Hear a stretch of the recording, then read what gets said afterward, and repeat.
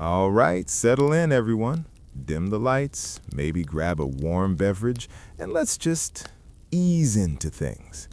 Tonight, we're not going to be conquering empires or uncovering earth-shattering conspiracies. No, tonight we're going to gently float back in time, back to an era when simply staying alive through a winter often felt like a grand victory. We're talking about the medieval period, of course, and more specifically, the rather creative ways people tried to beat the cold. Because, let's be honest, medieval heating systems weren't exactly known for their efficiency, or really their existence in many cases. So let's drift into the world of medieval survival shelters, those humble, sometimes bizarre structures built to beat the freeze. We're talking about the architectural equivalent of a really thick, slightly scratchy blanket. Medieval survival shelters, built to beat the freeze. So, when we picture a medieval castle, what usually comes to mind? Probably something grand, imposing, all those battlements and thick stone walls, right? And you'd think, oh, surely those thick stone walls would keep them nice and warm. And you'd be, well, kind of wrong. Very, very wrong, in fact. Those glorious thick stone walls, while excellent for keeping out invading armies, were also absolutely superb at sucking the heat right out of a room. Imagine living inside a giant, slightly damp refrigerator that occasionally had a draft the size of a small child blowing through it. Lovely. This is why, of course, medieval people, bless their cold, damp socks, had to get a bit inventive. They weren't just building fortresses, they were building survival pods, often within or around their main dwellings. We tend to focus on the flashy bits of medieval architecture, the great halls and the grand chapels, but the real ingenuity, or at least the real desperation, was often found in the smaller, cozier, and frankly, much more livable spaces. Let's start with the most obvious and yet often overlooked component of medieval warmth, the hearth. Now, a hearth wasn't just a fireplace in the modern sense, it was often the absolute heart of the home, literally and figuratively. In the earliest, simplest medieval dwellings, particularly those of the common folk, the fire would often be in the very center of the room, with a hole in the roof to let out some of the smoke. Some, mind you, not all of it, because, a little bit of smoke inhalation never hurt anyone, for very long anyway. This central fire plan meant that everyone huddled around it, sharing its meager warmth. And when I say meager, I mean it. Imagine trying to heat a room with a bonfire in the middle. The heat radiates outwards, sure, but as soon as you step away, you're back to shivering. And the smoke? Oh, the smoke. It permeated everything. Your clothes, your hair, your lungs. It was the medieval equivalent of a permanent campfire smell. Charming. As architecture evolved, so did the hearth. They started to move to the walls, becoming proper fireplaces with chimneys. This was a revolutionary concept, truly. A dedicated flue for the smoke. What luxury! No more teary eyes and perpetual coughs, at least not as much. But even with chimneys, heating large stone rooms remained a monumental challenge. The fire might warm the immediate vicinity, but the corners of a great hall would remain stubbornly frigid. You could practically see your breath, even indoors. So what did they do? Well, they built rooms within rooms. Think of it like a Russian nesting doll, but for warmth. Imagine a lord or lady's bedchamber. Instead of just being a big open space, it might have a smaller enclosed area around the bed. This was often achieved with heavy tapestries, curtains, or even wooden screens, creating a kind of personal microclimate. It was the medieval equivalent of putting a blanket over your head when you're trying to stay warm. Simple, effective, and probably smelled a bit musty after a while. These bed curtains weren't just for privacy, though they certainly offered that. They were crucial for trapping the precious, precious body heat. And don't forget the beds themselves. They weren't just mattresses, they were often huge, piled high with straw, feathers, and layers upon layers of wool blankets. You practically burrowed into them, and sometimes you weren't even alone. Sharing a bed, even among the nobility, was not uncommon, if for no other reason than to pool body warmth, because nothing says cozy than spooning with your slightly smelly chamberlain, right? Well, perhaps not, but when hypothermia is knocking at the door, you make do. let's float over to another rather ingenious, if slightly grim, method of staying warm, the solar.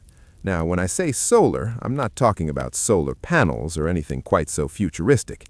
In a medieval context, a solar was a private chamber, usually on an upper floor, designed to catch as much sunlight as possible. Because, free heat from the giant fiery orb in the sky is always a good idea. These solars were often smaller than the main hall, making them easier to heat with a single fireplace. They might have more windows, or windows strategically placed to maximize sunlight exposure throughout the day. This was where the lord and lady would retreat to for some warmth, privacy, and perhaps a bit of quiet contemplation, or more likely just to escape the bone-chilling cold of the great hall. It was their personal sunroom, only instead of enjoying the view with a mimosa, they were probably just trying to thaw their toes. Think of it, the main hall, bustling with servants, retainers, and general medieval chaos, would be drafty and cold. But the solar, up above, slightly warmer, slightly more private, would be a welcome sanctuary. It's where important discussions might happen, where valuable documents might be stored, and crucially, one might actually feel their fingers again. These solars were often decorated more richly than other parts of the castle, because if you're going to suffer through winter, you might as well do it in style, right? Then there were the truly temporary and frankly a bit desperate measures. Take, for instance, the practice of braziers. These were essentially portable metal containers for burning charcoal. You could move them around to different parts of a room, bringing a localized blast of heat wherever it was most needed. Sounds great, right? A little personal heater. The catch, of course, is that burning charcoal indoors without proper ventilation produces carbon monoxide. And, well, carbon monoxide is a silent killer. So, while you might get warm, you might just gently drift off to sleep and never wake up. A rather extreme form of sleep-inducing, wouldn't you say? It's one of those grim medieval ironies, isn't it? You're trying to escape the chill and you end up accidentally poisoning yourself. Because why not double down on the general misery of medieval life? This is why braziers were typically used in more open, drafty spaces, or for very short periods, and ideally not in your sleeping quarters. Unless, of course, you really liked living dangerously, or just didn't understand the science of invisible, odorless death, which, to be fair, was most people. Moving on from the potentially lethal heating options, let's consider the humble yet essential role of textiles. We've already touched on bed curtains and blankets, but textiles were everywhere in medieval homes, especially those of the wealthier sort. Tapestries, for instance, weren't just decorative. While they certainly added color and status to a room, their primary function was often insulation. Hanging heavy tapestries on stone walls helped to reduce drafts and trap heat. It was like putting a giant, fancy blanket on your walls. Imagine the difference it would make. A bare stone wall radiates cold. A wall covered in thick woven wool or linen, however, provides a barrier. It's like adding an extra layer of clothing to your house. And the more ornate the tapestry, the heavier and thicker it tended to be, making it even more effective as a thermal insulator. Plus, they help to dampen sound, making those cavernous halls feel a little less echoey and a little more intimate, which was a nice bonus. And don't forget the floors. Cold stone floors were a constant problem. So what did they do? Rush mats, of course. Layers of woven rushes or straw, often scented with herbs, would be laid over the stone floors.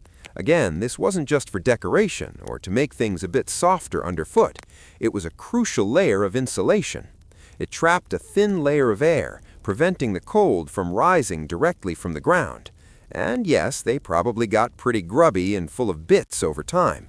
But when it's a choice between a slightly dirty floor and frostbite, the choice is pretty clear. Let's also think about the design of entire buildings. Early medieval buildings, particularly homes for common folk, were often pit houses or Grubenhäuser. These were essentially huts or dwellings built partly or entirely into the ground. Why bury your house, you ask? Well, because the earth itself is an excellent insulator. The ground maintains a relatively stable temperature year-round, so going underground meant you were tapping into that natural thermal regulation. Imagine digging a pit, lining it with wood or stone, and then building a simple roof over it. The earth surrounding the walls would keep the interior warmer in winter and cooler in summer. It was like having a giant fancy blanket on your walls. Imagine the difference it would make. A bare stone wall radiates cold. A wall covered in thick woven wool or linen, however, provides a barrier. It's like adding an extra layer of clothing to your house. And the more ornate the tapestry, the heavier and thicker it tended to be, making it even more effective as a thermal insulator. Plus, they help to dampen sound, making those cavernous halls feel a little less echoey and a little more intimate, which was a nice bonus. And don't forget the floors. Cold stone floors were a constant problem. So what did they do? Rush mats, of course. Layers of woven rushes or straw, often scented with herbs, would be laid over the stone floors. Again, this wasn't just for decoration or to make things a bit softer underfoot. It was a crucial layer of insulation. It trapped a thin layer of air, preventing the cold from rising directly from the ground. And yes, they probably got pretty grubby and full of bits over time. But when it's a choice between a slightly dirty floor and frostbite, the choice is pretty clear. Let's also think about the design of entire buildings. Early medieval buildings, particularly homes for common folk, were often pit houses or Grubenhäuser. These were essentially huts or dwellings built partly or entirely into the ground. Why bury your house, you ask? Well, because the earth itself is an excellent insulator. The ground maintains a relatively stable temperature year-round, so going underground meant you were tapping into that natural thermal regulation. Imagine digging a pit, lining it with wood or stone, and then building a simple roof over it. The earth surrounding the walls would keep the interior warmer in winter and cooler in summer. It was like having a giant fancy blanket on your walls. Imagine the difference it would make. A bare stone wall radiates cold. A wall covered in thick woven wool or linen, however, provides a barrier. It's like adding an extra layer of clothing to your house. And the more ornate the tapestry, the heavier and thicker it tended to be, making it even more effective as a thermal insulator. Plus, they help to dampen sound, making those cavernous halls feel a little less echoey and a little more intimate, which was a nice bonus. And don't forget the floors. Cold stone floors were a constant problem. So what did they do? Rush mats, of course. Layers of woven rushes or straw, often scented with herbs, would be laid over the stone floors. Again, this wasn't just for decoration or to make things a bit softer underfoot. It was a crucial layer of insulation. It trapped a thin layer of air, preventing the cold from rising directly from the ground. And yes, they probably got pretty grubby and full of bits over time. But when it's a choice between a slightly dirty floor and frostbite, the choice is pretty clear. Let's also think about the design of entire buildings. Early medieval buildings, particularly homes for common folk, were often pit houses or Grubenhäuser. These were essentially huts or dwellings built partly or entirely into the ground. Why bury your house, you ask? Well, because the earth itself is an excellent insulator. The ground maintains a relatively stable temperature year-round, so going underground meant you were tapping into that natural thermal regulation. Imagine digging a pit, lining it with wood or stone, and then building a simple roof over it. The earth surrounding the walls would keep the interior warmer in winter and cooler in summer. It was like having a giant fancy blanket on your walls. Imagine the difference it would make. A bare stone wall radiates cold. A wall covered in thick woven wool or linen, however, provides a barrier. It's like adding an extra layer of clothing to your house. And the more ornate the tapestry, the heavier and thicker it tended to be, making it even more effective as a thermal insulator. Plus, they help to dampen sound, making those cavernous halls feel a little less echoey and a little more intimate, which was a nice bonus. And don't forget the floors. Cold stone floors were a constant problem. So what did they do? Rush mats, of course. Layers of woven rushes or straw, often scented with herbs, would be laid over the stone floors. Again, this wasn't just for decoration or to make things a bit softer underfoot. It was a crucial layer of insulation. It trapped a thin layer of air, preventing the cold from rising directly from the ground. And yes, they probably got pretty grubby and full of bits over time. But when it's a choice between a slightly dirty floor and frostbite, the choice is pretty clear. Sometimes these calefactories would use a hypocaust-like system, a remnant of Roman heating technology. Air would be heated in a furnace and then channeled through flues under the floor or within the walls. This provided a much more even and effective heat than a simple open fire. It was still rare, often reserved for institutions like monasteries or very grand royal residences, but it showed that when resources and engineering expertise were available, people certainly tried to banish the cold more effectively. Let's gently transition to the sheer scale of some of these cold problems. Imagine a king holding court in a vast stone hall during winter. Even with multiple fireplaces blazing, the sheer volume of air and the heat-sapping properties of the stone meant that most of the hall would remain bitterly cold. This is why medieval court life often involved a lot of moving around. The royal family and their immediate entourage might retreat to smaller, more easily heated chambers like the solar or a private withdrawing room. The main hall would be for grand ceremonies, but actual living often happened in more modest, warmer spaces. It created a sort of seasonal migration within the castle. In summer, the great hall would be bustling, open, and airy. In winter, it would become a largely ceremonial space, used for specific events, while daily life retreated to the more intimate, better heated corners of the dwelling. It's like how we use our outdoor patios in summer, but then retreat indoors to the living room in winter. Just, with more drafts and less central heating. And what about the servants, you ask? Well, they often fared even worse. Their quarters would be even colder, more cramped, and less insulated. They relied on thick clothing, communal sleeping arrangements, and the sheer grit of medieval existence to survive the winter months. Their survival shelters were often just the warmest corner they could find, or the spot closest to a kitchen fire or a stable where animal body heat offered some small reprieve. Even the animal shelters played a small role in the overall heating strategy. Stables, for instance, filled with livestock, generated a considerable amount of body heat. While not exactly a pleasant aroma, the warmth radiating from dozens of animals could provide a localized pocket of relative warmth, which might be utilized by stable hands or those working nearby. It was a rustic, somewhat smelly, but undeniably effective way to generate a bit of heat.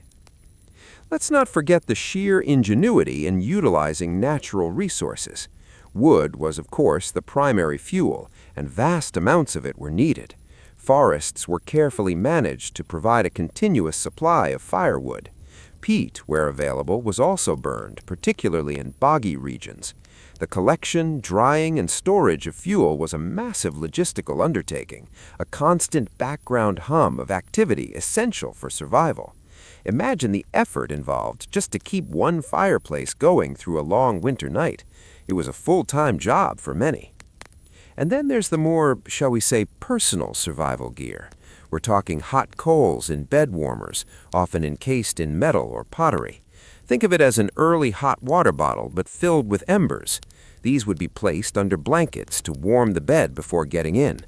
A wonderful invention, unless, of course, the coals accidentally set your straw mattress on fire, which, probably happened more often than we'd like to imagine, because medieval safety standards were, shall we say, a work in progress. And what about personal heating devices?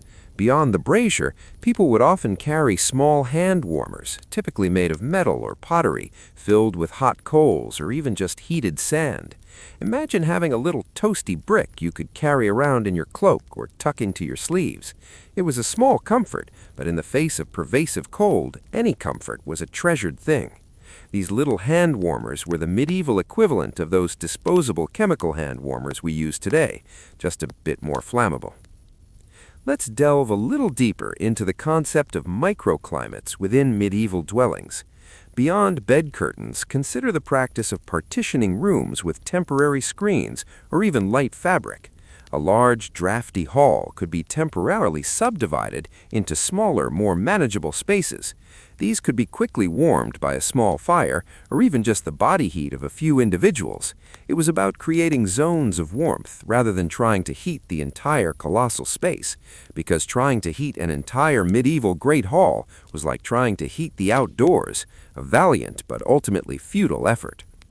These temporary divisions also offered a sense of privacy in an era when privacy was often a luxury. A screen around a desk or a curtain creating a small reading nook would not only offer a bit of solitude, but also a fraction more warmth. It's a testament to human adaptability, really, finding ways to carve out little sanctuaries of comfort in otherwise harsh environments. Even the placement of windows, or lack thereof, played a role.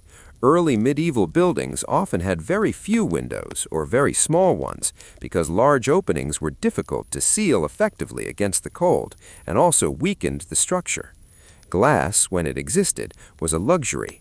Most windows would be shuttered or covered with oiled parchment or animal bladder, which let in some light but not much warmth. So while it might seem gloomy by our standards, the lack of windows was often a deliberate design choice for insulation. Light was sacrificed for warmth. As glass technology improved and wealth increased, windows became larger and more common, but even then they were often fitted with internal shutters or heavy curtains to be closed at night or during particularly cold weather, because even a well-glazed window is still a massive heat sink compared to a solid wall. The medieval person understood that warmth was paramount, and aesthetics often came a distant second.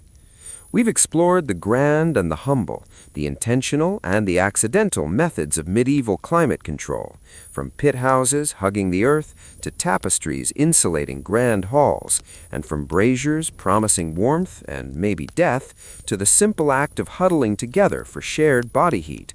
It all paints a picture of a relentless struggle against the cold, a constant low-level battle waged with every available resource. It makes you appreciate, doesn't it, the simple modern luxuries like central heating, double-paned windows, and the fact that we don't usually share our beds with our slightly smelly retainers just to stay alive. Though, I suppose, each to their own. So, as we gently drift to a close on this first part of our journey through medieval survival shelters, I invite you to perhaps appreciate your own warm abode a little more tonight.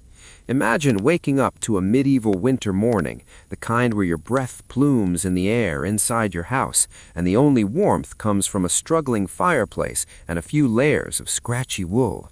It truly puts things in perspective. And with that, let's allow ourselves to slowly, gently contemplate the sheer coldness of it all. The ingenuity, the desperation, the constant pursuit of just a little bit more warmth.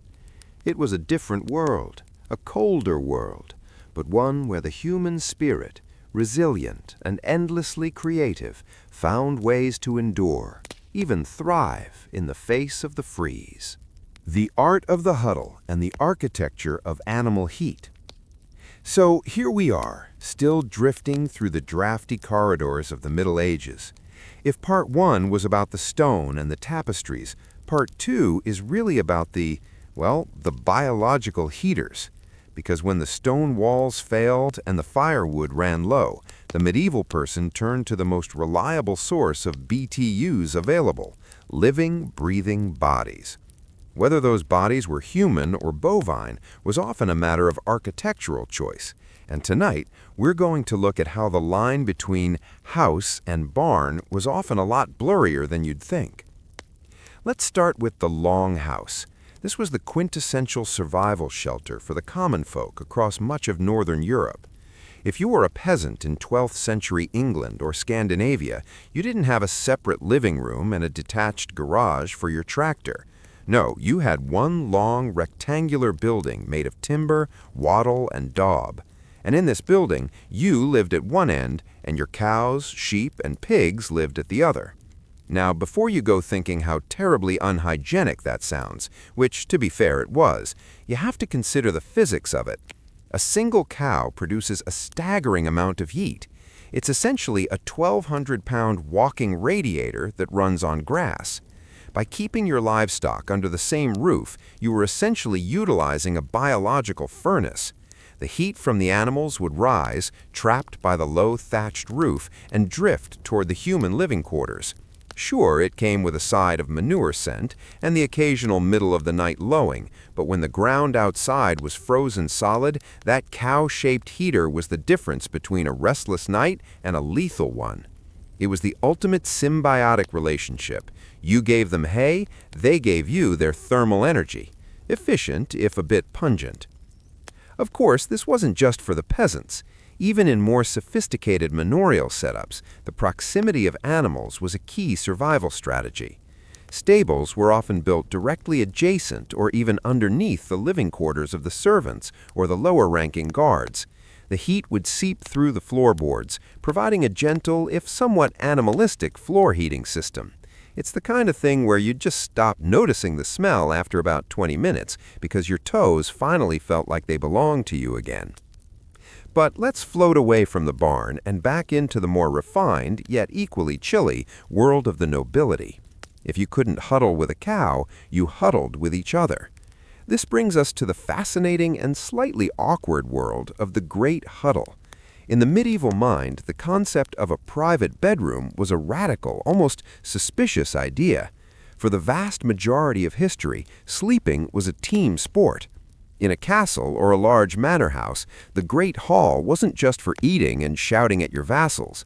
At night, it turned into a massive communal bedroom. Servants, travelers, and minor relatives would roll out their straw pallets as close to the dying embers of the central hearth as possible. They weren't just being social, they were survivalists.